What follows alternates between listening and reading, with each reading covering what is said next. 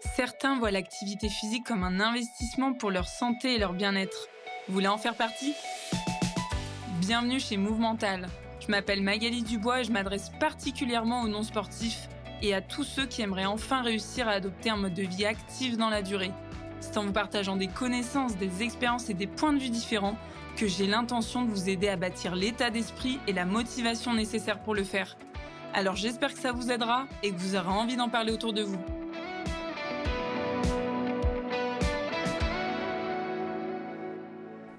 Est-ce que c'est si facile d'adopter un mode de vie actif quand on a été sportif de haut niveau?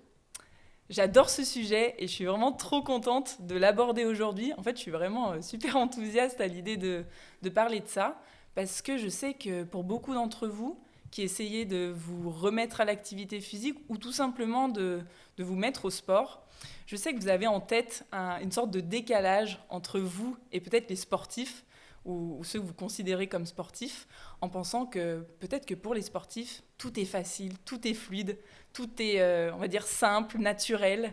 Et justement, c'est ce qu'on va un peu explorer ensemble aujourd'hui. Parce que peut-être que c'est pas le cas, peut-être que par moments, c'est pas toujours facile. Et j'aimerais vraiment que vous enleviez un petit peu ce poids-là que vous pouvez avoir, de toujours vous comparer à des personnes qui sont très sportives et peut-être de justement pouvoir un peu souffler, souffler, de se dire que tout le monde a ses propres difficultés. Et c'est ce qu'on va découvrir aujourd'hui. Donc je suis ravie de t'accueillir. Donc je suis avec Faiza Boudera, qui est une copine depuis maintenant plus de 10 ans. On s'est connus au basket d'ailleurs. Donc Faiza a été basketteuse professionnelle, donc dans son ancienne vie, si je peux le dire comme ça. Et je sais que tu as sillonné quand même pas mal de chemins, pas mal de routes, jusqu'aux US, en Italie, en Espagne, un peu partout aussi en France pour pouvoir jouer au basket. Et maintenant, ta vie a bien sûr changé puisque ta carrière de basketteuse est derrière toi. C'est ce qu'on va découvrir aujourd'hui. Donc je suis ravie que tu sois avec moi aujourd'hui. Merci beaucoup, beaucoup. Bonjour Mag, écoute, et puis bonjour à tous. Merci de me recevoir. Moi, je suis très ravie d'être là avec toi aujourd'hui. Écoute, c'est super. On va pouvoir en fait découvrir un petit peu ton univers. Et par rapport aux autres invités que j'ai pu avoir par le passé, ce qui m'intéresse particulièrement, c'est justement ton parcours de sportive de haut niveau et justement maintenant ta vie de maman, ton travail, voir comment est ton mode de vie actuellement et comment est-ce que tu as vécu aussi cette transition entre ta carrière sportive et ta carrière pro on va dire un peu plus classique, si je peux le dire comme ça. Je te remercie encore d'être avec moi. Est-ce que tu pourrais prendre juste une petite minute pour te présenter à ta sauce? Alors, je suis originaire de Mulhouse et je fais partie d'une fratrie de 5 sœurs et je suis maman d'un petit garçon de 5 ans qui s'appelle Liam. Et je suis anciennement sportive de haut niveau, plus précisément basketteuse professionnelle. Et bien justement, on va parler de ça, puisque moi, ça m'intéresse de savoir un petit peu, d'une part, ton parcours sportif, ta carrière sportive, et puis après, petit à petit, on ira aborder plus ta vie de maintenant, et on va parler donc de l'évolution au global. Donc là, moi, ce qui m'intéresse particulièrement, c'est déjà de savoir si... Comment ça s'est fait le basket? C'est-à-dire, quand tu étais jeune, est-ce que tu as toujours été sportive? Comment ça s'est fait pour toi? Alors, pour la petite histoire, je n'ai pas démarré par le basket, mais par la gymnastique. C'était surtout pour suivre une copine de classe et aussi parce que nos parents voulaient qu'on soit active et casser un petit peu avec cette sédentarité. Et donc, à côté de l'école, ils nous ont poussés vers différentes activités. Et donc, moi, j'ai démarré par la gymnastique. Bon, je me suis rendu compte rapidement que ce n'était pas fait pour moi. Et donc, comme je disais, j'ai 4 sœurs. Donc, moi, je suis au milieu. Donc, j'ai 2 grandes sœurs qui, elles, avaient déjà démarré le basket puisqu'on avait une cousine qui en faisait. Donc, en fait, on est vraiment tombé dans le basket par hasard. Moi, une fois que j'avais terminé la gymnastique, pour des raisons pratiques, on ne va pas se le cacher, hein, pour mon papa, c'était plus facile de nous emmener tout au même endroit. Donc, j'ai naturellement démarré le basket une fois la gymnastique terminée. Et il s'est avéré que j'ai tout de suite accroché et aimé ce sport et qu'en plus, j'étais pas si mal que ça. Et quand tu dis que tes parents avaient envie justement que vous soyez plutôt active, comment est-ce qu'ils le manifestaient Est-ce qu'ils vous le disaient tout simplement? Est-ce qu'ils vous poussaient à faire quelque chose? Est-ce qu'ils ont voulu absolument vous inscrire dans une activité? Comment? Alors, mes parents n'étaient pas des sportifs de haut niveau, hein, loin de là. Ils avaient fait du sport. Mon papa faisait du foot, ma maman avait touché à plusieurs sports, dont le basket un petit peu. Et en fait, pour eux, c'était vraiment un équilibre à trouver entre l'école et une activité hors école. Et c'est vrai que je pense que le fait que ma cousine ait été au basket, ils nous l'ont fait comprendre, enfin surtout mes grandes sœurs, que le sport pouvait apporter un équilibre dans notre quotidien. Oui, d'accord. Donc, assez rapidement, toi, t'as été baignée là-dedans. T'avais quel âge quand t'as démarré le basket? J'ai démarré le basket, j'avais 10 ans. Et c'est vrai que naturellement, enfin, je pense que mes parents se sont pas posé tant de questions que ça finalement. On n'était pas la génération comme aujourd'hui où on essaye de faire essayer plein de sports à nos enfants. Comme encore une fois, c'était pour des raisons pratiques. On est tombé dedans. Autant mes grandes sœurs et moi, ça a été pour des raisons très très pratiques. Autant mes deux petites sœurs qui aujourd'hui une est professionnelle et l'autre semi-professionnelle, elles sont nées sur des terrains de basket puisqu'on a eu la chance d'avoir nos parents qui nous ont toujours soutenus et accompagnés aux différentes compétitions. Et ma maman, elle trimballait les poussettes, les landaus, là où on était. Donc j'aime bien raconter l'anecdote que ma petite sœur Amel, on disait toujours qu'en fait, elle savait dribbler avant de savoir marcher. Oui. Et tu vois, en t'écoutant, je me dis, mais en fait, vous êtes une vraie équipe. À vous cinq. Ben, en fait, on est un 5 majeur. Il faut 5. Voilà. Au moins, il n'y a pas de compétition, pas de remplaçante. Alors, mon seul regret, enfin, le regret de mes sœurs et moi, c'est qu'avec les écarts d'âge, on n'aura malheureusement jamais joué dans la même équipe. Mais pourquoi pas, pour un événement, on pourrait essayer un jubilé, essayer de se retrouver. Voilà, tout à fait. Ça, c'est génial, je trouve. C'est vraiment une belle anecdote, tu vois, de se dire que peut-être qu'un jour, vous allez pouvoir faire un tournoi ou jouer par le plaisir. Mais j'imagine que vous avez déjà joué ensemble juste par plaisir en famille. Enfin... Oui, on a plein d'anecdotes où... alors, peut-être les 5, c'était un peu plus compliqué parce qu'encore une fois, il y a des écarts d'âge, mais on a plein de souvenirs avec mes sœurs où on se retrouvait sur les playgrounds l'été à jouer contre les garçons, et puis même les garçons qui râlaient et qui disaient « Mais vous vous faites battre par des filles !» Et puis bon, on a joué à certains tournois d'été. C'est vrai que... et puis c'est sympa d'avoir cette même passion. Enfin, moi, je dis toujours qu'on est... entre nous, on est nos meilleures supportrices et nos number one fans, en fait. Et on a toujours été sur les compétitions des unes et des autres, à s'envoyer des textos avant les matchs pour s'encourager. Enfin, c'est vrai que c'est chouette de pouvoir partager une passion commune. Ouais, c'est chouette, puis c'est rare, quoi. Enfin, à ce point. Oui, c'est sûr que c'est assez étonnant. Il y a souvent, on parle de fratrie dans certains sports, enfin les sœurs Williams, enfin on pourrait en citer. Mais non, les 5, effectivement, pour que les 5, on tombe et dans le même sport et qu'on soit toutes plus ou moins douées pour ce sport.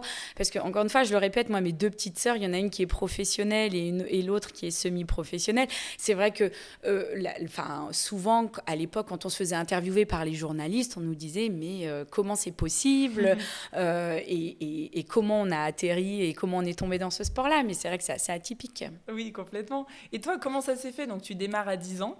Alors, et après je démarre à 10 ans, donc dans mon club formateur à Mulhouse, donc au FCM. J'y ai fait mes années poussine, benjamine. Et derrière ça, j'ai été recrutée assez rapidement par un club de la région qui s'appelle l'US Wittenheim et qui jouait en National 2. Mais en fait, ils avaient une équipe senior et rapidement, les dirigeants du club sont venus voir mes parents puisque leur meneuse titulaire avait un désir d'avoir un enfant. Et il recherchait une jeune pour assurer la succession. Donc après, ce qui était assez surprenant, c'est que j'étais très jeune. En fait, j'avais 14 ans et j'ai dû passer tout un tas d'examens et j'ai dû avoir la validation des médecins pour pouvoir avoir ce qu'on appelle un double surclassement, pour pouvoir jouer en senior. Donc j'y ai joué pendant 4 ans. Donc il y avait un double projet. Je jouais en National 2, donc avec des filles qui avaient le double de mon âge. Et en même temps, je jouais avec l'équipe cadette en championnat de France. Et pour la petite anecdote, on a remporté à 17 ans, on a remporté la Coupe de France À Bercy. à Bercy. C'est ça. Donc, à 17 ans, on s'est retrouvés dans cet immense gymnase rempli d'histoires. Autant dire que j'étais tellement stressée que la première action de mon match a été catastrophique, puisque j'ai fait ce qu'on appelle une tranche, c'est-à-dire qu'au lieu de viser le panier, j'ai visé le côté de la planche. Mais si je raconte cette anecdote, c'est pour dire à quel point c'était impressionnant de jouer dans une immense salle. Mais ça reste un super souvenir d'avoir pu gagner la Coupe de France à Bercy. Ah oui, j'imagine. Puis ça faisait pas non plus 15 ans que tu jouais au basket, quoi. Voilà, ça faisait 7 ans. Oui, c'est ça. Ça faisait 7 ans. C'est vrai qu'aujourd'hui, on parle toujours de démarrer le sport très tôt. Alors, je reste persuadée que c'est important d'inculquer à nos enfants cette notion du sport. Mais c'est vrai qu'en démarrant à 10 ans, ça pourrait peut-être paraître un petit peu tardif, mais ça ne m'a pas empêché justement de gravir les échelons sur dans un parcours un peu atypique en fait. Complètement, ouais, très, très rapidement. Et à cette époque-là, c'est quoi ton rêve? Est-ce que tu rêves d'être basketteuse? Parce que quand tu as démarré à 10 ans, tu as démarré en découvrant le basket, mais tu n'avais pas directement cette passion ou ce rêve-là d'être basketteuse professionnelle. Enfin, peut-être que je me trompe. Non, tu as raison. C'est même, pareil, je vais raconter une petite anecdote, mais j'avais pas du tout cette culture basket. En fait, on regardait pas les matchs à la télé. Et j'ai ce souvenir où donc j'avais été recrutée, j'avais été sélectionnée parmi certaines joueuses pour participer à un camp avec l'équipe de France. Et je me rappelle que le sélectionneur nous avait posé la question en nous disant quel est votre joueur ou votre joueuse préférée.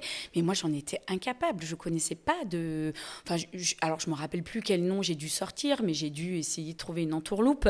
mais j'avais pas du tout cette culture basket. Et puis, rapidement, les choses se sont enchaînées. C'est vrai que j'ai pas réalisé ce qui m'arrivait. Quand je dis que tout s'est enchaîné, c'est que à 17 ans, j'ai été vue par des sélectionneurs nationaux, donc j'ai fait partie de l'équipe de France jeune. J'avais même participé à un championnat d'Europe en Hongrie. On avait terminé 3e. C'était chouette d'entendre la Marseillaise, de vivre une expérience à l'international. Et puis ensuite, j'ai été recrutée par le club de Reims qui, pareil, souhaitait me faire signer mon premier contrat pro, donc à 18 ans. Et pareil, dans un double projet, c'était d'intégrer l'équipe Espoir. Donc l'équipe Espoir, c'est ce qu'on appelle la réserve de l'équipe pro. Et donc à l'époque dans laquelle je jouais, il y avait un championnat Espoir. Et donc malheureusement, je me suis blessée. Je me suis fait une rupture du ligament croisé. Donc, au lieu de signer mon premier contrat pro avec ce club de Reims, ils ont toujours souhaité me recruter, mais au final que pour l'équipe Espoir. D'accord. Donc là, ça a été, et on en parlera, mais c'est vrai que mon parcours n'a pas été tout à fait linéaire. J'ai eu énormément de blessures, mais je pense que ces blessures font partie de mon parcours. Elles m'ont aidée à me construire, et puis elles m'ont aussi permis de prendre certains chemins que je n'aurais sûrement pas pris si je n'avais pas été blessée. Et complètement, et je trouve ça chouette. C'est pas chouette que tu te sois blessée, mais c'est intéressant de comprendre comment à chaque fois tu as pu rebondir aussi. Parce que c'est comme, là je vais faire le parallèle avec des personnes qui se mettent au sport ou qui essayent en fait d'être actives. Bah, c'est pas linéaire, quoi qu'il arrive. La vie n'est pas linéaire. Donc on peut avoir des obstacles, il peut se passer des moments où on est obligé de lâcher un peu pour X ou Y raison. La blessure, ça fait partie du jeu aussi. Et ça peut arriver même quand on n'est pas sportif de haut niveau. Mais du coup, toi, dans ce contexte-là, comment tu gères ta première blessure? Alors, j'ai cette question-là en tête et j'en ai une autre qui est peut-être à répondre un peu en amont. Est-ce que, donc on te propose ce premier contrat pro, tu te blesses conjointement, mais est-ce que toi, là, tu te projettes dans ta vie comme basketteuse professionnelle? Alors, je commence à rêver du projet d'être basketteuse professionnelle et en même temps, j'ai des parents qui sont très terre à terre et qui nous ont toujours dit, OK, c'est bien le basket, mais tu gagneras pas ta vie grâce au basket. Donc, tant que tu arrives à joindre cet équilibre entre faire des études et le basket, nous, on est OK. Parce qu'en fait, ce qui n'a pas été simple, j'ai été la première de mes 5 sœurs, finalement, à ouvrir cette voie du professionnalisme. Mes 2 grandes sœurs étaient douées, mais elles n'ont pas eu le même parcours que moi. Et c'est vrai que c'était tout nouveau pour mes parents de se dire... Attention, là, ma fille, elle peut gagner de l'argent avec le sport. C'était ni dans notre culture, ni dans notre éducation. Donc, à 17 ans, je commençais à avoir des appels de centres de formation. Mes parents voulaient parler justement avec ces dirigeants en disant « Ok, mais c'est quoi le projet études aussi pour ma fille? Moi, je veux bien qu'elle aille dans votre club, mais elle va sortir avec quel diplôme? Quelle place va prendre les études dans sa vie ?» Et puis aussi, j'ai ce souvenir en stage avec l'équipe de France, le sélectionneur de l'époque nous disait: vous pourrez gagner votre vie grâce au basket, mais vous ne pourrez pas, comme un footballeur, être à la retraite et gagner assez d'argent pour ne plus jamais travailler. Donc en fait, ce double projet était toujours quelque part dans ma tête. Donc voilà, donc je commençais à rêver du projet basketteuse professionnelle, mais sans me dire je ne vais faire que ça. Je savais qu'il y avait les études et c'est ce qui me permettait de garder un certain équilibre et de ne pas ni prendre la grosse tête, ni envisager de lâcher mes études.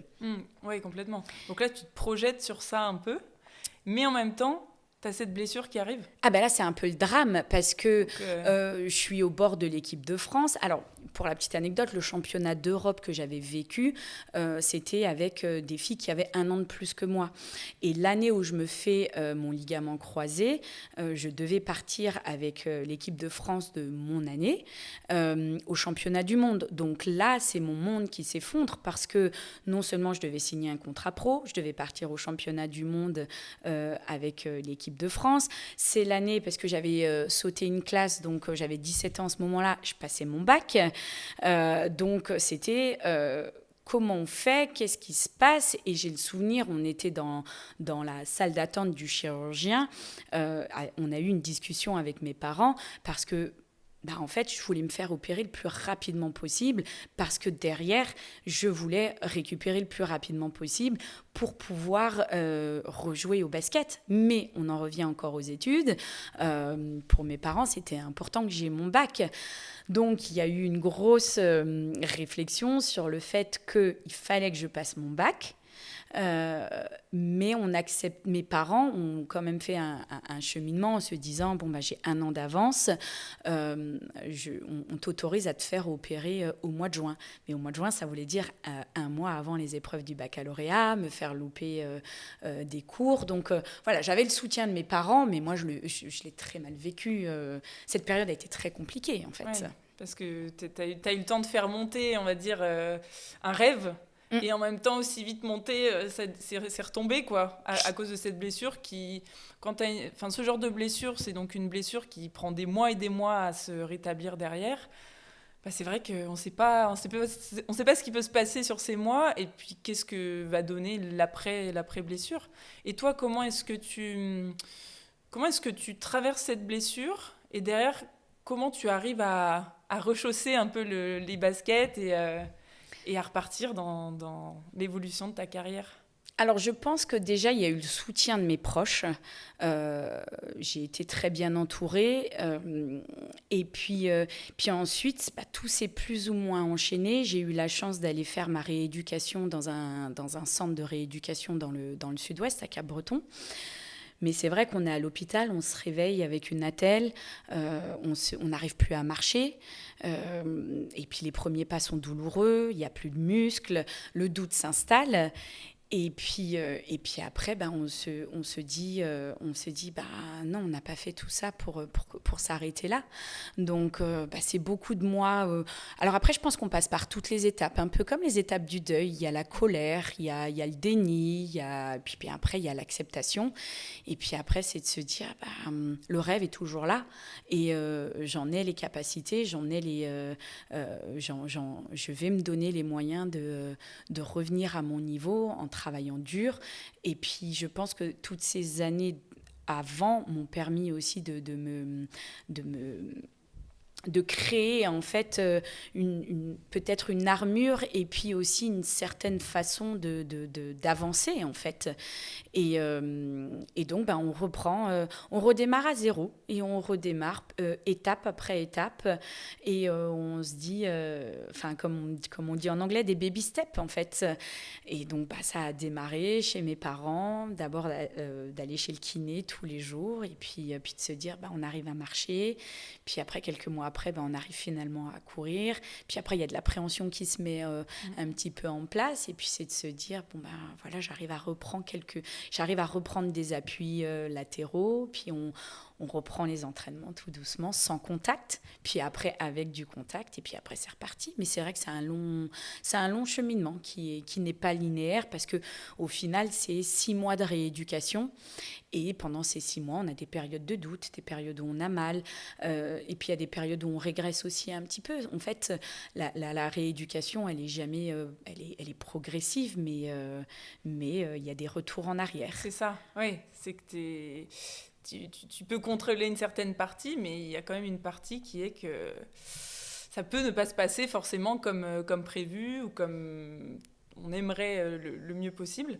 Et justement, comme c'est pas linéaire, même cette rééducation, il se passe plein de choses, comme tu dis, tu passes par des phases de doute, etc. En fait, qu'est-ce qui te motive autant sur quoi tu t'accroches? Quelles sont tes motivations à ce moment? Puisque justement, tu pourrais choisir la voie simple qui est d'abandonner, de lâcher. Comme je l'ai dit, à ce moment-là, j'aurais dû signer mon premier contrat pro. Donc, ce qui me motive à ce moment-là, c'est de me dire, les copines avec qui j'avais été en équipe de France, elles avaient déjà aussi signé leur premier contrat. Et alors que moi, j'étais un peu en attente finalement de ce premier contrat. Je pense qu'au fond, c'est de me dire, le projet basketteuse professionnelle a mûri et le rêve, il est là. C'est de se dire, je veux y arriver. J'ai fait beaucoup de sacrifices, parce que ça, on n'en a pas parlé, mais quand on choisit la voie du haut niveau, les week-ends, on les consacre. Encore une fois, il y avait ce double projet que mes parents voulaient absolument, c'était les études et le sport. Moi, j'étais un peu une extraterrestre quand j'arrivais à l'école. On me disait, tu as fait quoi ce week-end? Moi, je disais, j'ai joué au basket et j'ai fait mes devoirs. En fait, j'ai pas eu l'adolescence classique où on va faire du shopping avec les copines, où on va au cinéma. Mes week-ends étaient rythmés et dictés par le sport et par les études. Donc, c'était aussi quelque part des sacrifices qui ont été faits pendant toute ma construction, toute mon adolescence. Et c'était de se dire, j'ai pas fait tout ce parcours-là pour m'arrêter maintenant si proche de mon but. Donc en fait, la motivation, elle était là. Plus grande en plus, peut-être. C'est ça. Et puis, c'était de prouver, quelque part, j'avais quelque chose à prouver, de dire que j'en étais capable. Et même après une blessure, j'étais capable de revenir. Et c'était double challenge presque. Quand on est en plus sportive de haut niveau, on a cette âme de compétitrice. Et le challenge, c'est quelque chose qui nous anime. Et là, en l'occurrence, c'est un gros challenge que tu as à surmonter, cette blessure, pour pouvoir retourner derrière, pour déjà vérifier que tu en es encore capable, et surtout pas rester sur ta faim. Parce que je pense que tu restes sur ta faim au moment où tu te blesses, par rapport à ton contrat pro qui te passe un peu sous le nez. Clairement, tu te dis, les doutes s'installent. Et puis, quand tu commences à chasser les doutes, tu te dis, non, je suis capable de le faire et je vais prouver, alors peut-être pas à la terre entière, mais déjà me prouver à moi que je suis capable de revenir et de revenir encore plus forte. Et derrière, comme je dis, le fait d'être accompagnée, d'être soutenue par la famille, par le soutien le staff, les coéquipières. Et puis, l'avantage, c'est que quand on rentre dans une structure de haut niveau, on est quand même très bien encadré par les médecins, les kinés, il y a un suivi et j'étais pas seule en fait dans cette épreuve. Et tu as parlé un peu plus tôt des sacrifices que ça implique, tu vois, d'être sportif de haut niveau. Moi, il y a une question là que j'ai en tête et que je sais que beaucoup de gens se posent, c'est quand on est sportif et qui plus est de haut niveau, est-ce qu'on est vraiment tout le temps motivé ? Tu vois, est-ce qu'on a tout le temps envie d'aller s'entraîner, d'aller, je sais pas moi, à ces matchs. Dis-nous la vérité. Non, mais je rigole, mais parce que c'est un mythe. Que la première personne, que le premier sportif de haut niveau qui me dit qu'il a été motivé à chaque entraînement à 100%, mais c'est un menteur. On reste des personnes humaines, comme il y a des matins où on se lève, on n'a pas alors en plus, notre corps est notre outil de travail. Il y a des matins où on se lève, le corps fait mal. Il y a des matins où la motivation n'y est pas. Donc non, on reste humain, c'est impossible d'être motivé à 100% pour chaque entraînement. Par contre, effectivement, il y a la notion de groupe et puis il y a la notion de l'objectif commun qui fait que la motivation, en fait, elle se gagne au fur et à mesure des semaines et du challenge sportif qu'il y a dans une saison. Après, il y a le challenge collectif et il y a le challenge aussi individuel. On cherche toujours à être je vais pas dire le meilleur, mais à être meilleur que la veille, meilleur que la saison d'avant. Et puis on va pas se le cacher non plus. On a un peu une épée de Damoclès sur la tête. Si on veut, le sport de haut niveau reste aussi un milieu où il faut être compétitif si on veut pouvoir avoir des contrats les années qui suivent. Donc, en fait, t'as pas trop le choix, d'une certaine manière. C'est un peu ça que je me dis, parce que dans le sport co, encore plus, sport collectif, tu peux pas dire bah non, là je vais pas à l'entraînement, parce qu'en fait, il y a tous tes coéquipiers qui font l'effort d'y aller. Donc, t'as un peu ce truc-là de... je participe au groupe et au collectif, donc je n'ai pas le choix que de me motiver à y aller. Et en plus, comme tu dis, les contrats pro, ils tombent que si tu mets les moyens derrière. Donc il y a un peu une forme d'obligation, où en tout cas tu te sens obligé de le faire, parce que sinon, derrière, il n'y aura pas ce que tu veux. La notion d'engagement est très forte en fait à ce niveau-là. Tu t'engages pour une équipe, tu t'engages pour un objectif. Et puis effectivement, c'est ce que je disais un peu plus tôt. On ne peut pas, on n'a pas les salaires comme des footballeurs où on peut faire vivre une famille entière et toute une vie. Mais on gagne quand même confortablement nos vies. Donc ça reste notre gagne-pain. Donc, effectivement, si on n'est pas motivé ou si on ne performe pas, derrière, il n'y a pas de contrat, en fait. Donc, même quand la motivation, elle n'est pas là, on est obligé de se mettre le petit coup de pied au derrière et d'y aller. Mais après, pour en revenir sur la notion du sacrifice, c'est vrai que c'est chouette que tu en parles, puisque tu en as beaucoup qui disent « Oh là là, la vie de sportif, de haut niveau, c'est chouette, vous vivez...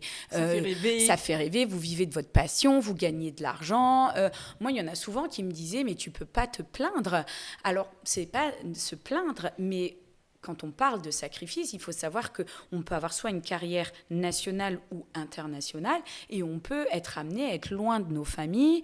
On est souvent pendant la carrière, on n'est pas là pour les anniversaires, pour certains moments familiaux, certains Noël. On en reparlera, mais moi, dans mon parcours, j'ai vécu 4 ans aux États-Unis. On avait des compétitions à la période de Noël. Pendant 4 ans, je n'ai pas fêté Noël avec ma famille. Donc il y a une notion de sacrifice. On l'a voulu. Je ne regrette absolument pas la carrière que j'ai vécue. Et effectivement, elle était fantastique. Mais il y a eu quand même des sacrifices qui ont été faits tout au long de cette carrière. Et ce que tu soulignes, moi j'adore ça, c'est que pour obtenir ce qu'on veut, et là en l'occurrence, pour obtenir une belle carrière comme tu l'as vécue, tu es obligé de passer par des sacrifices. Et je pense que c'est la même chose pour tout dans la vie. C'est-à-dire que pour obtenir des choses qui nous procurent du plaisir, du bonheur, etc., on ne peut pas ne pas faire d'efforts. Et ça coûte forcément sur certains aspects de la vie. Et c'est pareil pour l'activité physique. Et moi, j'adore cette phrase-là, je le dis tout le temps aux personnes que j'accompagne. Choix facile, vie difficile. Choix difficile, vie facile. C'est-à-dire que si tu as en tête que ce que tu fais maintenant, même si ça te demande des efforts, ça te coûte sur différents aspects, si tu as en tête que derrière, ça va t'amener des belles choses, franchement, fais-le, quoi. Et l'activité physique, c'est pareil. C'est dur de s'y mettre, c'est dur de se motiver, c'est dur quand on n'a pas d'appétence spécialement pour le sport, etc. Mais petit à petit, c'est pour du bon plus tard. Et je pense qu'on l'oublie. Et on l'oublie beaucoup chez les sportifs de haut niveau, parce que pour avoir une belle carrière, tu es obligé de passer par, comme tu dis, tous ces sacrifices. Toi, j'aime beaucoup ce que tu dis, et moi, ce que je garde toujours en tête, c'est choisir, c'est renoncer. Donc, à un moment donné, tu es obligé de renoncer sur quelque chose. Et donc, effectivement, ces sacrifices, ils ont fait que ça fait partie intégrante de la vie d'un sportif. Et pour revenir à la pratique du sport, effectivement, sans vouloir répéter ce que tu as dit, c'est toujours, je pense, garder en tête que tous ces petits sacrifices, tous ces petits choix qu'on fait, même si c'est pas simple, derrière, ça va payer. Derrière, tous ces efforts-là vont amener quelque part.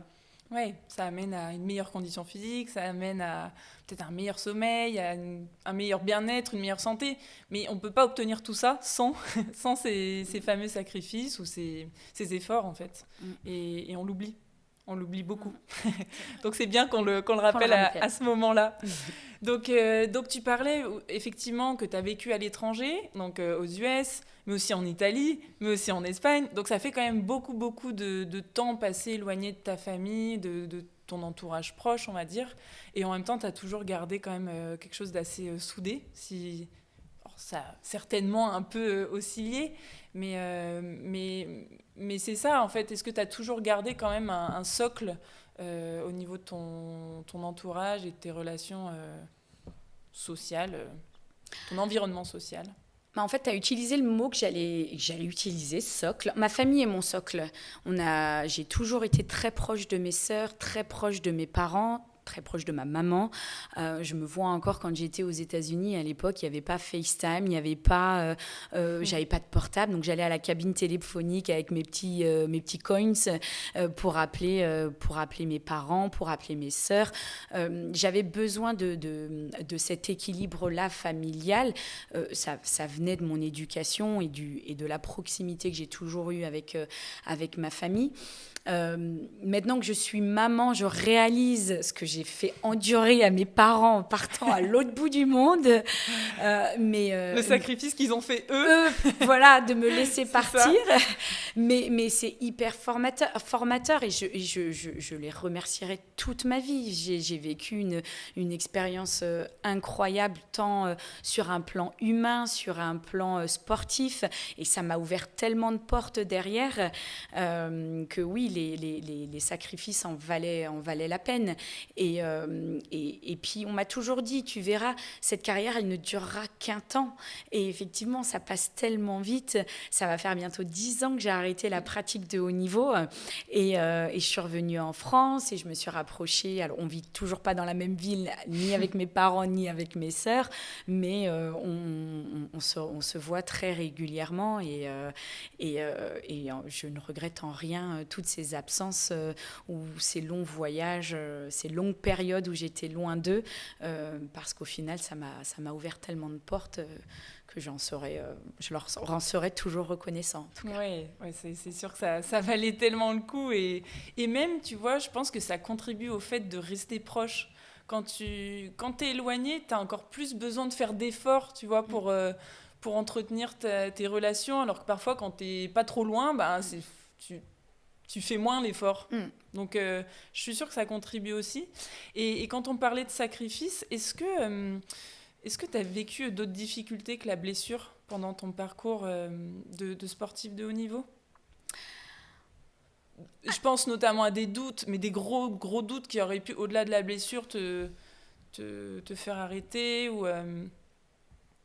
Alors, on a vécu Alors, moi, oui, j'ai eu beaucoup de blessures. Donc, vraiment, les blessures auront vraiment été le plus gros doute de ma carrière. Mais oui, en étant sportif de haut niveau, j'ai vécu ce que j'appellerais une désillusion, c'est que malheureusement, j'ai vécu la liquidation d'un club sportif dans lequel je jouais. Ce club s'appelait l'Étoile de Voiron. Et pour un mauvais... on ne va pas rentrer dans les détails, mais pour un mauvais management, des problèmes financiers, le club a été rétrogradé à un niveau régional, alors que nous étions à un niveau professionnel. Et là, ça a été très compliqué parce que j'avais à peu près 30 ans à ce moment-là, donc j'étais plus proche de la fin de ma carrière que le début de ma carrière. Mais en même temps, j'avais tellement voyagé que je voulais un petit peu de stabilité et j'avais commencé à réfléchir et préparer mon après-carrière. Et donc, quand la décision du club est tombée, il y a eu un choix très difficile à prendre. C'était est-ce que je reste dans la ville de Voiron où j'ai construit des choses en termes d'amitié, de stabilité, ou est-ce que je relance ma carrière en repartant ailleurs, parce que 30 ans au final ça reste encore jeune. Et puis j'ai eu aussi des appels de certains entraîneurs d'autres équipes professionnelles qui avaient appris la nouvelle du club de Voiron et donc étaient intéressés pour me recruter. Et ça a été très difficile parce que c'est au final ce qui a déterminé le reste de ma carrière au final. Oui, parce que finalement, tu as choisi de rester. Exactement. Et c'est d'ailleurs grâce à ce choix-là que nous sommes rencontrés. Tout à fait. Donc, bon, j'aurais peut-être aimé que tu fasses... que tu puisses, on va dire, rêver jusqu'au bout en jouant à ce top niveau si le club n'avait pas coulé. Mais en tout cas, je suis très contente qu'on ait eu l'occasion de se rencontrer comme ça. Donc, c'est chouette. Et qu'est-ce qui a fait finalement que tu as choisi de rester, puisque tu avais des opportunités potentielles ailleurs ? C'était le fait d'avoir d'avoir un entourage déjà construit à ce niveau. C'était un tout. Il y avait aussi un contexte économique qui faisait qu'on était en pleine crise économique et que finalement les contrats étaient très fragiles. Il faut savoir que un contrat de basketteuse, c'est un contrat de 10 mois qui peut être renouvelable ou pas. Donc il y avait vraiment une remise en question de se dire j'ai vécu une belle première partie de carrière. On est dans un contexte économique pas terrible. J'avais créé un cercle d'amis à Voiron, sachant que jusqu'à présent, j'avais pas mal bougé dans ma carrière et que malgré tout, ces relations-là restent éphémères, puisqu'elles sont très fortes sur le moment, mais une fois parties ailleurs, ces relations, elles ne tiennent pas. Donc là, j'avais vraiment construit des relations solides. Et puis, c'était aussi le projet de ma reconversion professionnelle, en fait. Oui, à laquelle tu pensais de plus en plus. Exactement. Et c'est ce qui m'a fait rester. Par contre, ça a été très compliqué parce qu'on est, on est reparti à un niveau très bas. Complètement, ouais. Ce qui nous a aidé, ce qui m'a aidé à tenir, encore une fois, c'était l'entourage, le professionnalisme dans l'amateurisme du club, puisqu'on a continué à s'entraîner comme si on était des pros. On avait un groupe et un entraîneur qui était tout simple, enfin, qui était exceptionnel et qui nous a permis de sortir la tête de l'eau. Et au final, c'était un nouveau challenge. Donc, c'était être amateur. Et en même temps, notre objectif, c'était d'aider le club à remonter au plus haut niveau possible. Et ce qui est marrant, c'est que j'aime dire que j'ai vécu des moments incroyables pendant ma carrière, mais mes 2 plus belles années, ça a été mes 2 dernières années, et notamment la dernière année dans le club de Voiron, où on a pu non seulement monter en National 1, gagner la Coupe de France et gagner le championnat de France. Tu sais, pour la petite anecdote, moi, ce que tu me racontes, ça me touche. Et ça me touche aussi de mon côté, parce qu'en fait, moi, je suis arrivée au club de Voiron avant qu'il coule. Et oui. Donc sans savoir qu'il allait couler et en ayant en tête un peu, tu vois, le rêve de jouer à plus haut niveau. Et toi, ça a été dans l'autre sens, mine de rien, parce que tu venais du haut niveau et puis t'as rétrogradé. Et moi, potentiellement, je pouvais augmenter un petit peu, enfin grimper les échelons. Donc on partage un truc commun sur une dimension complètement différente. Mais ce que j'ai remarqué, en fait, c'est qu'il y avait vraiment une énergie qui était incroyable. Et comme toi, moi, parce que j'aurais pu faire le choix de partir. En fait, il y avait aussi d'autres clubs qui m'avaient proposé des choses. Mais en fait, j'ai adoré ces années, malgré tout. Même si, voilà, c'était un peu un rêve qui s'envolait pour moi aussi. Mais je trouve que, comme tu dis, le professionnalisme, et au-delà de ça, c'est une vraie famille. Enfin, moi, c'est ce qui m'a bluffé en arrivant dans ce club-là, c'est la cohésion générale, au-delà de l'équipe. C'est-à-dire vraiment la cohésion du club qui était impressionnante. Moi, je pense que ce que je retiens, c'est l'expérience et l'aventure humaine. On venait d'apprendre une terrible nouvelle pour le club, pour la ville. Et puis derrière ça, il y a eu un soutien incroyable. J'ai le souvenir d'être dans un gymnase plein de gens qui croyaient en nous. C'était le soutien d'un club, mais d'une ville.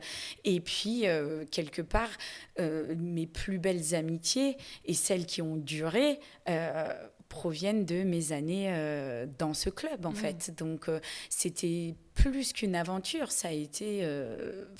cette ville fait partie de moi intégrante et m'a aidée à grandir. Et puis, c'est aussi là-bas que j'ai rencontré le papa de mon enfant.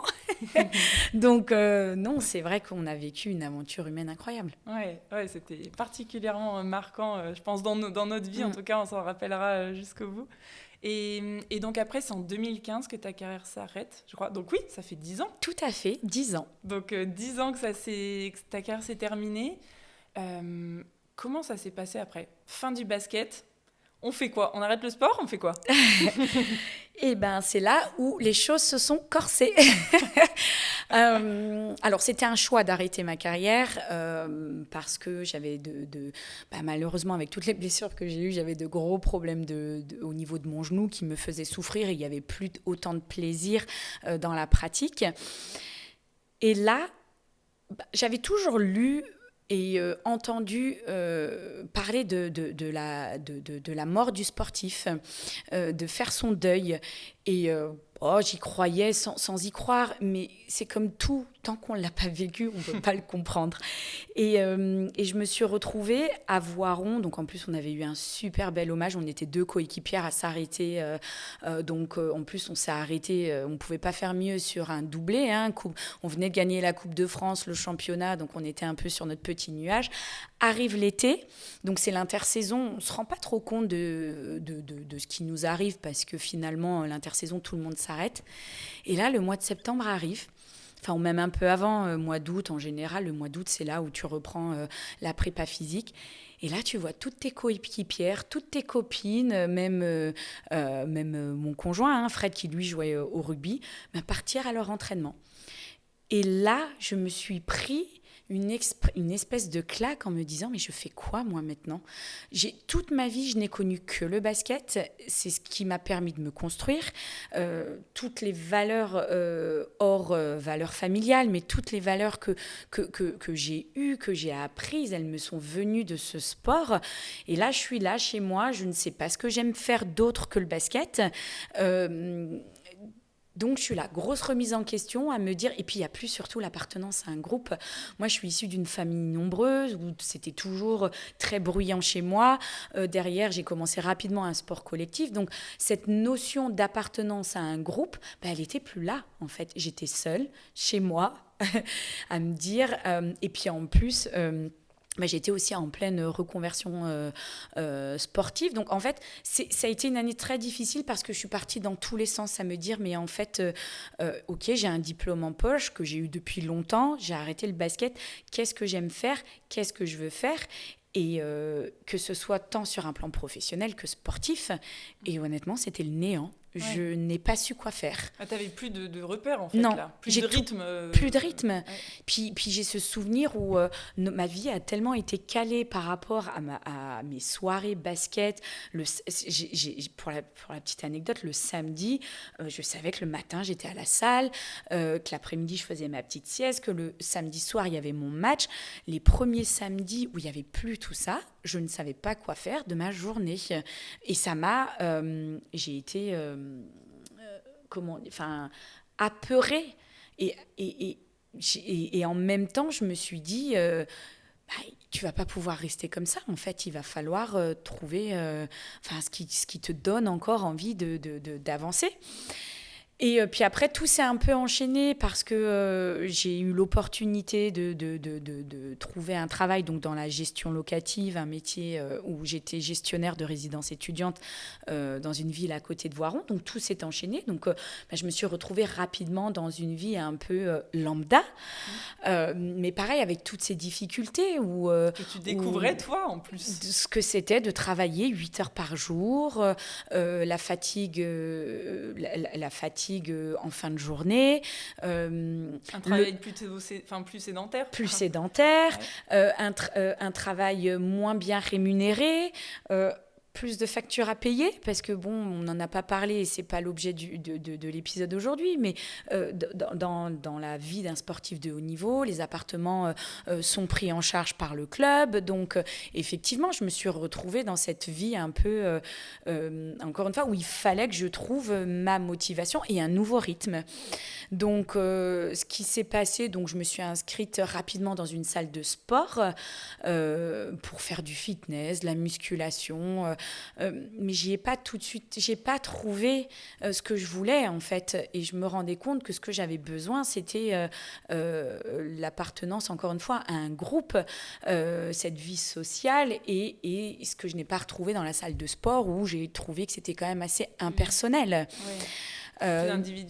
Plus individualiste, effectivement, mais ça me permettait de me maintenir en forme. Et puis après, par contre, on a rapidement déménagé sur Lyon pour le travail. Et là, ça a été encore un autre changement, une désillusion complète, parce que malgré tout, même s'il n'y avait plus l'appartenance à ce groupe à Voiron, mes copines restaient mes copines. J'allais les voir jouer. Alors, j'ai mis un peu de temps à retourner dans la salle de basket, parce que c'était très dur pour moi de remettre les pieds dans la salle. Mais j'avais encore mon cercle d'amis que je n'avais plus du tout à Lyon. Et à Lyon, donc j'étais venue pour le travail. Et puis... c'est tout. En fait, je n'avais pas d'amis. T'as dû tout construire. J'ai dû tout reconstruire. Et puis, encore une fois, un questionnement sur la place du sport. Qu'est-ce que je fais ? Où je vais ? Donc, pareil, j'ai choisi un petit peu... alors, j'aimais bien courir. Donc, j'avais la chance... j'habite toujours au même endroit, mais de ne pas habiter trop loin du parc de la Tête d'Or. Donc, c'est vrai que c'était un peu mon objectif de descendre au parc. En parallèle, je me suis inscrite dans une salle de sport. Mais... c'était encore une fois pour me maintenir en forme, mais il n'y avait pas cette notion de plaisir, en fait. La course à pied me permettait de retrouver ce plaisir.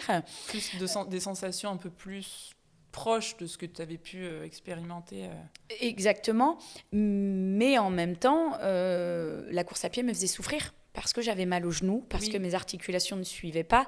Et donc, en fait, c'était devenu un petit peu la course à pied était devenue mon ennemi.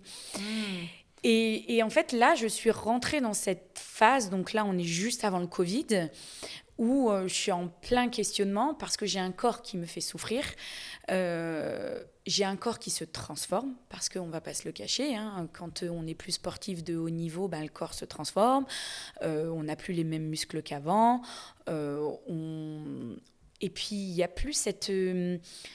avant, c'était entre guillemets simple parce que comme on en a parlé plus tôt, il y avait cette notion d'engagement. J'étais obligée d'aller aux entraînements. Je savais que mon emploi du temps était inscrit, était bien en avance. Là, je me retrouvais face à moi-même et face à un peu, enfin pas à mes démons, mais un peu à la facilité. Oh, j'irai à la salle demain. Puis demain, j'ai pas envie ce soir, j'irai le jour d'après. Puis mon genou me faisait un peu mal. Il y avait plus cette notion de dépassement de soi. Et puis, il n'y avait plus cette notion d'engagement. Donc, j'allais à la salle si j'en avais envie.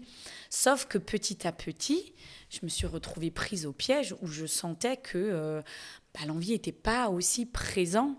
Tu n'arrivais plus trop à y aller J'arrivais plus trop à y aller, en fait. Et tu as eu une période où vraiment tu as coupé? C'est-à-dire que tu n'y es plus allée pendant... Alors, oui, tout de suite après... l'année tout de suite après l'arrêt de la carrière. C'est vrai que j'ai dit que je m'étais inscrite dans la salle de sport, mais pas tout de suite. En fait, j'avais tellement mal aux genoux que je me suis dit il fallait faire une pause. Et donc là, j'ai fait une pause. Mais encore une fois, c'est dur d'accepter de faire une pause parce que le corps change, parce que malgré tout, le sommeil n'est plus le même. La gestion, l'évacuation du stress, il est plus difficile quand on n'a plus cet échappatoire qui est le sport. Donc oui, j'ai fait une coupure. Mais rapidement, je me suis dit il fallait que je reprenne le sport, sinon j'allais devenir folle, littéralement. Oui, parce que tu avais ce besoin-là de décharger dans une activité qui soit physique. Qui soit physique, et puis c'était un vrai bouleversement, un vrai changement de vie, de ne plus être sportif de haut niveau, de devenir une personne totalement lambda, où il y avait tout à construire en fait. Et maintenant alors, on en est où en termes d'activité et d'équilibre un peu de vie au sens où tu as ton travail qui te prend... le temps que ça prend de travailler sur des heures et des heures sur une journée, mais quelle place a l'activité physique dans ton quotidien maintenant ?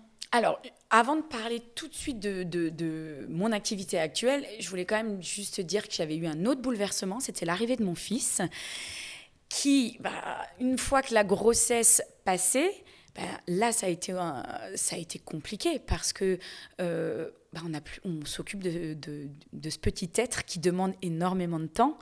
Et là, la place du sport est complètement réduite à néant.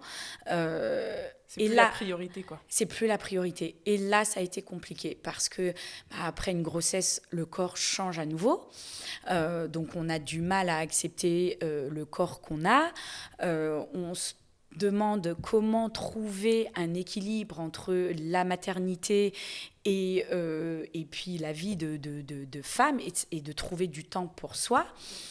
Et puis j'ai ce souvenir où petit à petit, je me suis dit, mais Faiza, tu as été sportive de haut niveau. Il y a eu un vrai cas de conscience et de se dire, c'est pas possible. Le sport t'a apporté tellement, que ce soit mentalement, physiquement, il ne peut plus ne plus faire partie de ta vie.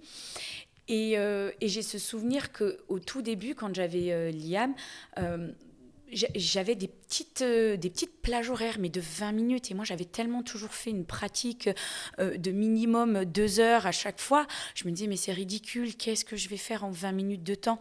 Et donc, à chaque fois, je me disais, c'est pas grave, j'attendrai le jour où j'aurai plus de temps.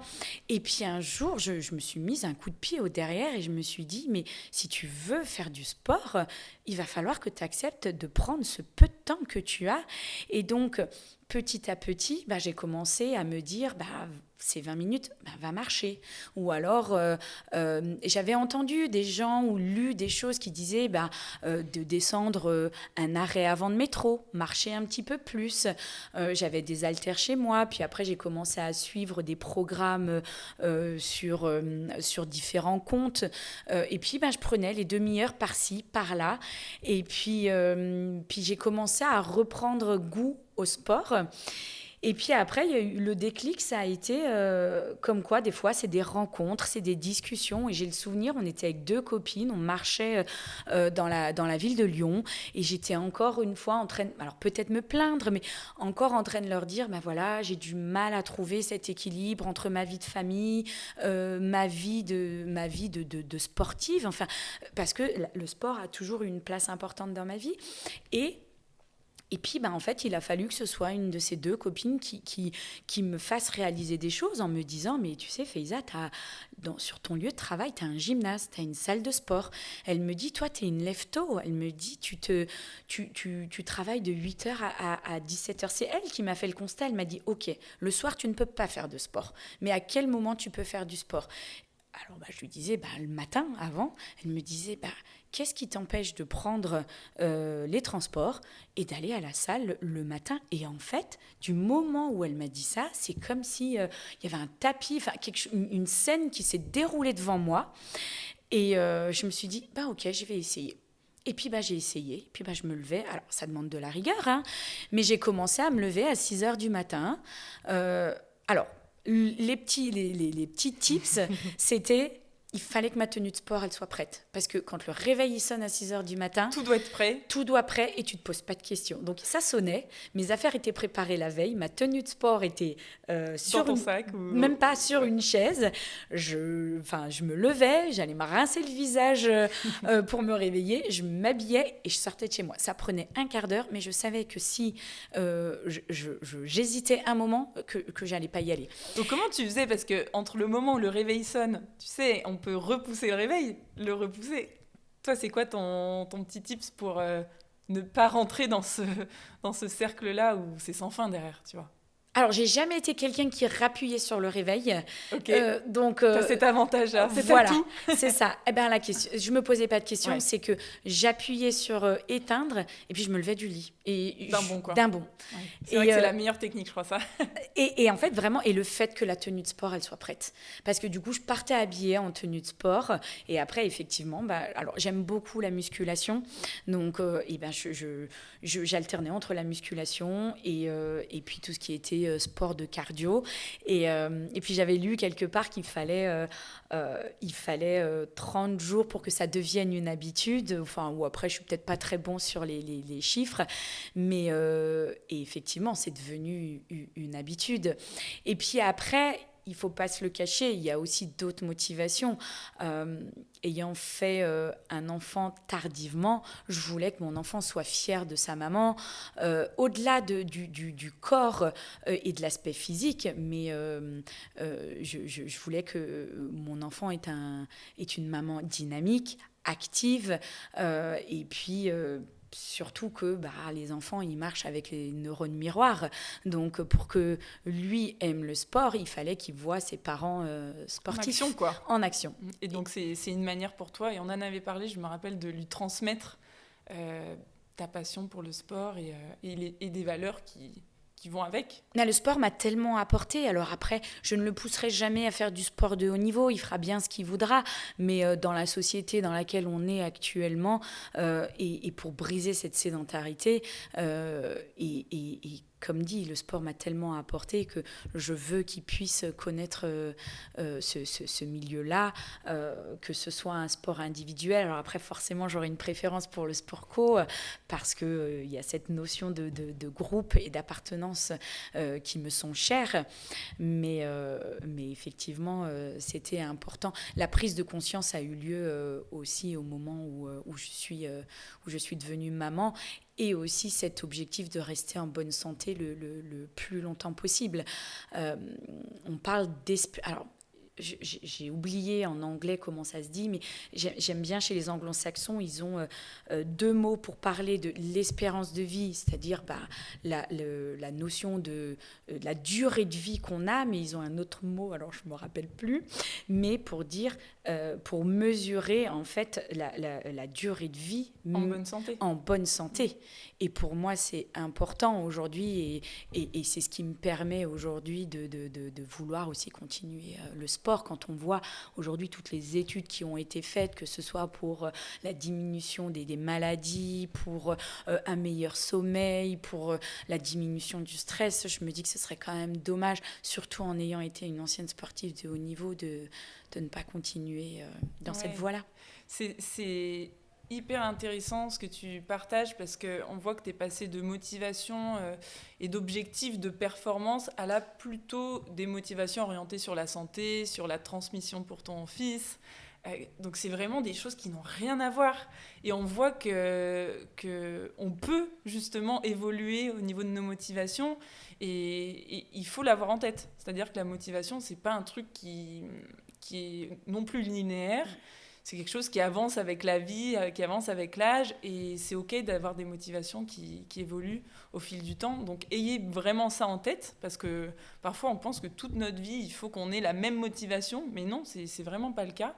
Et là, c'est chouette que toi, tu aies réussi à faire ce chemin et de trouver d'autres motivations, alors que tu aurais pu à un moment donné te dire non, mais là, plus de performance, ça ne me correspond plus, ça ne me convient plus, et ça ne m'intéresse plus.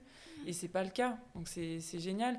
Et ça me fait penser depuis tout à l'heure que tu parles de ça, parce que oui, tu fais de l'activité avant ton boulot, mais maintenant, il y a des choses qui ont peut-être un peu bougé, parce que dans ta tête, tu as envie de le faire aussi pour la santé. Tu vois où je veux en venir, là, ou pas? Non. Puisque je sais que tu travailles beaucoup de manière sédentaire, il me semble bien que tu as investi dans quelque chose il y a quelques mois en arrière. Alors, oui, tout à fait. Mais c'est comme quand je disais que ça peut partir d'une rencontre ou d'une inspiration. Moi, il a fallu le déclic en ayant une marche avec 2 copines, mais on ne va pas se le cacher, l'inspiration est aussi venue de toi, dans la mesure où, effectivement, depuis peu, j'ai investi dans un tapis roulant et dans un bureau réglable. Voilà. Et en fait, quand on parlait de ces motivations, c'était aujourd'hui... Alors, s'il y avait une chose aussi que je voulais dire avant, et je reviendrai sur le tapis, c'est que par rapport à la motivation, il ne faut pas se dire « Allez, aujourd'hui, je suis motivée 2 heures, mais pendant 4 jours, je ne fais plus rien. » C'est plutôt de se dire peut-être qu'aujourd'hui, je suis motivée que pour 20 minutes et demain que 20 minutes. Enfin, c'est OK, en fait, d'être motivée que 20 minutes. Et je me dis, c'est plus important que ce soit sur de la... Très fréquent. Plus fréquent que plutôt sur une amplitude de temps, en fait. Et j'en reviens au tapis, c'est qu'un jour, j'ai fait le constat de me dire comment, tous les jours, je peux apporter de l'activité physique à mon quotidien. Alors aujourd'hui, j'ai la chance de travailler qu'à 20 minutes de mon lieu de travail. Je pourrais y aller en métro. J'ai fait le choix d'acheter un vélo. Donc je vais en vélo à mon travail. Et comme tu le disais, je fais du télétravail et j'ai un métier qui est très sédentaire puisque je fais un travail de bureau. Mais c'était comment briser cette sédentarité en étant chez moi. Et effectivement, j'avais vu sur une de tes stories que tu travaillais avec un bureau, avec un tapis, pardon. Et je me suis dit, mais c'est génial, en fait. Et c'est comme ça que je t'ai contactée en te disant, ça m'intéresse. Et voilà, et depuis peu, je travaille, mes jours où je suis en télétravail, je travaille sur le tapis. J'essaye de marcher au maximum. Alors, je ne fais pas 8 heures par jour sur le tapis. Il ne faut pas, je pense. Je ne pense pas, mais par contre, c'est génial de se dire qu'en fin de journée, on a pu, dans sa journée de travail, rajouter des pas et avoir été actif. Oui, finalement, c'est de le faire sans presque s'en rendre compte et de se dire... j'ai un travail qui est sédentaire, donc normalement, je ne peux pas bouger sur ce temps-là et ça peut être frustrant quand on a envie d'en faire plus. Mais finalement, j'arrive à enlever cette frustration parce que je trouve une solution qui est toute trouvée, là, en l'occurrence, le tapis de marche. Et toi, ça t'apporte quoi, tu vois, le tapis de marche? Moi, je sais que ça me rend ultra créative souvent. Enfin, quand je crée des épisodes de podcast et que je me pose pour les préparer, je sais que là, ça fait fuser mon cerveau, tu vois. Mais pour d'autres personnes, ça apporte d'autres choses. Toi, ça t'apporte quoi? Alors moi, c'est surtout la satisfaction de me dire que je suis en mouvement. Et c'est à la fin de la journée, c'est de me dire, j'ai brisé ma sédentarité. Et juste en restant chez moi et en n'ayant pas eu besoin de trouver du temps pour aller encore refaire une séance de sport. Je me dis qu'en fait, au final, c'est tellement simple De l'intégrer, de le rajouter. Complètement. Ouais, complètement, ouais, je suis d'accord. Ouais, c'est une superbe solution, franchement. foncez, regardez, parce que on pense que tout de suite, ça demande une énorme organisation. Non, ça demande de créer une habitude, oui, mais et puis effectivement d'investir quand même un peu dans du matériel. Mais quand on télétravaille beaucoup, ça vaut le coup. Mais après, c'est sûr que c'est un investissement. Et même moi, au départ, mon premier réflexe a été est-ce que j'ai vraiment envie de mettre cet argent-là dans un tapis? Et au final, on se cache derrière derrière des excuses. Enfin, on est capable de mettre cet argent pour aller se faire un petit séjour, un petit week-end qui reste éphémère. Les souvenirs sont dans la tête, mais cet investissement-là, il est durable. Enfin, je parle du tapis. Il est durable, il est permanent et c'est surtout qu'il apporte une satisfaction, qu'elle soit mentale ou physique, d'avoir pu pratiquer une activité et d'avoir brisé cette sédentarité. Après, sans aller au-delà du tapis, ne serait-ce que travailler aussi debout. Moi, au début, c'est ce que je faisais chez moi. J'alternais les positions assises ou debout parce qu'il a été prouvé que même en étant juste debout, ça apportait du bien. En variant, en fait, plus on varie dans sa journée la position, donc ça peut être, tu vois, assise, après assise sur un gros ballon, après se lever, après... se mettre en mouvement, marcher. Enfin, le fait de changer fréquemment, c'est ça qui est super intéressant, ne serait-ce que pour tous les troubles musculo-squelettiques qu'on peut avoir, toutes les douleurs un peu au niveau des cervicales, ce genre de trucs, de dos aussi. C'est super important en fait de varier la position. Donc même si on n'investit pas tout de suite dans un tapis, je pense que par contre, le bureau qui se règle, ça c'est vraiment génial. Au moins au début, parce qu'on peut le mettre à plein de hauteur, se mettre sur un truc un peu plus haut, je sais pas, un tabouret un peu plus haut, après une chaise, après, enfin voilà. Et ça... ergonomiquement parlant, c'est incroyable. Oui. C'est vrai que c'est, encore une fois, ça reste quelque chose de coûteux, mais c'est quelque chose de durable et de permanent. Et sur le long terme, au final, l'investissement, il n'en sera que bénéfique, en fait. Complètement, oui. Oui, puis oui, on pense toujours au coût que ça a au niveau financier, mais on ne pense pas toujours au coût que ça a de ne pas investir dans ce genre de trucs. Au niveau, par exemple, des épaules, du dos, enfin, tout ça, ça vaut cher aussi. Ah oui, une séance chez l'ostéo, ça coûte cher. Une séance chez l'ostéo, puis souvent, il n'en faut pas qu'une. Voilà, et puis c'est du temps passé chez les kinés et autres qui peuvent être évités avec ce genre de bureau, c'est sûr. Complètement.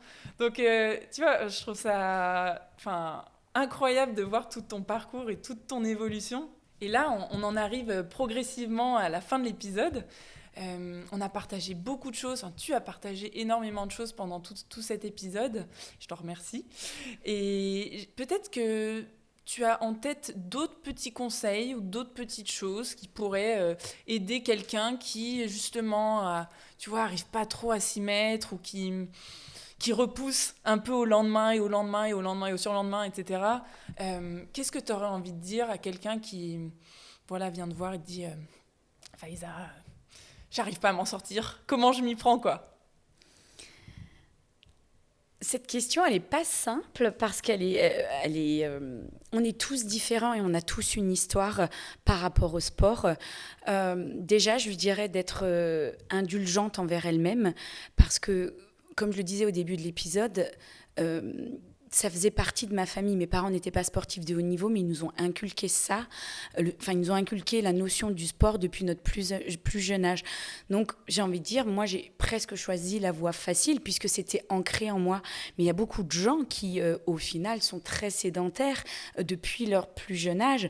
Et de se faire mal, c'est pas quelque chose de simple. Donc, déjà, je dirais d'être indulgents envers eux-mêmes et puis surtout de se dire que c'est OK d'essayer et même si on n'y arrive pas, de toujours vouloir recommencer. Puis après, les petits conseils, comme dit, c'est d'avoir la tenue prête pour pouvoir être motivé, d'avoir la paire de baskets qui est devant la porte, qui peut être un rappel de se dire, tiens, ma paire de baskets me rappelle qu'il faut bouger. Et puis, pour l'avoir vécu, et pourtant j'étais sportive de haut niveau, j'ai dû quand même me dire ce serait peut-être bien d'aller à l'arrêt de bus, de descendre d'un arrêt plus tôt pour finir le parcours à pied. Puis je prends jamais l'ascenseur, je monte les escaliers. Et puis, je trouve que... alors après, c'est peut-être parce que j'ai pratiqué un sport co, mais à deux, on est toujours plus fort et on se motive toujours plus. C'est essayer de se trouver, si on n'est pas capable... Parce que c'est facile de dire, allez, mets tes baskets et va courir. Mais quand on ne sait pas faire, quand on est seul, c'est difficile. Alors que quand on appartient à un groupe, je trouve que... On est entouré et on a de l'entraide oui. Et on se soutient. Et moi, je mettrais toujours en avant cette notion de groupe. Donc, voilà, j'irais chercher un partenaire. Ou alors tenter... la salle de fitness, elle n'est pas faite pour tout le monde. Donc, pourquoi pas aller se trouver une association sportive et puis tenter. Et puis surtout de se dire que si ça ne marche pas du premier coup, c'est pas grave, on réessaye, on tente ailleurs, on tente une autre pratique, une autre manière de faire. Mais c'est OK de ne pas y arriver et du premier coup et c'est OK de réessayer. Par contre, c'est intéressant et important de réessayer. Oui, parce qu'en fait, l'échec en lui-même, c'est si on ne réessaye plus jamais. C'est pas de se tromper ou d'arrêter un peu et de reprendre derrière. C'est vraiment de laisser complètement tomber, je dirais. Sinon, c'est des petites erreurs, mais qui nous permettent derrière de réajuster le tir, d'aller vers quelque chose qui nous convient un peu plus. Et donc, au final, il faut vraiment chercher à parsemer un peu d'activité physique dans son quotidien, dans sa semaine. Tout à l'heure, tu parlais du fait que tu prends les escaliers plutôt que l'ascenseur, que tu descends un arrêt plus tôt. Ce genre de petites actions, on a tendance à se dire que ça sert à rien. Mais en fait, mis bout à bout, ça sert à quelque chose. Tout comme les fameuses 20 minutes dont tu parlais tout à l'heure.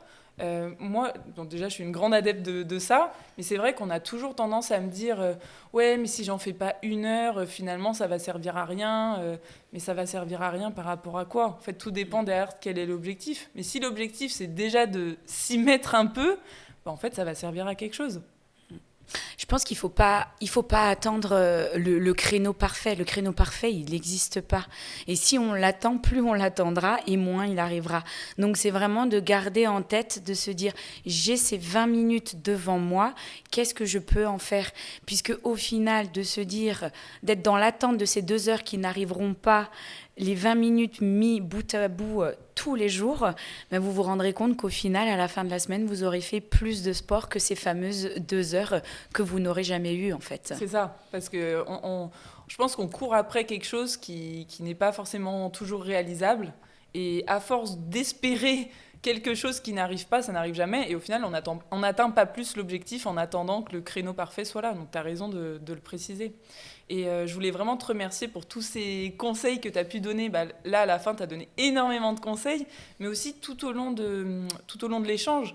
Je trouve que c'est incroyable d'avoir pu écouter tout ton parcours, de ta carrière de sportive jusqu'à maintenant, où tu as dû apprendre à réadapter, réajuster, à vivre autrement le sport, parce que tu es quand même passé d'objectifs de performance, de motivation vraiment orientée sur la compétition, la performance, le groupe, comme tu en parlais beaucoup.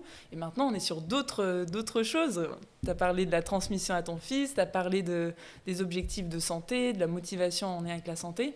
Et c'est important de garder ça en tête tête que ça peut évoluer et que ça doit évoluer pour qu'à un moment donné, on reste actif et qu'on puisse le faire le plus longtemps possible. Donc merci encore d'avoir osé te livrer, d'avoir partagé toutes aussi tes difficultés et tes réajustements. Je pense que c'est une belle dose d'inspiration pour beaucoup. J'espère que ça vous aidera, que ça vous inspirera et surtout que ça vous donnera un petit peu envie d'aller tester 2-3 petites choses, d'aller essayer autrement et surtout de mettre le pied à l'étrier. Donc merci beaucoup et j'espère qu'on se retrouvera peut-être plus tard derrière le micro ou en tout cas on se retrouvera autrement, ça c'est sûr. Merci à toi. Merci à toi de m'avoir donné ce temps-là.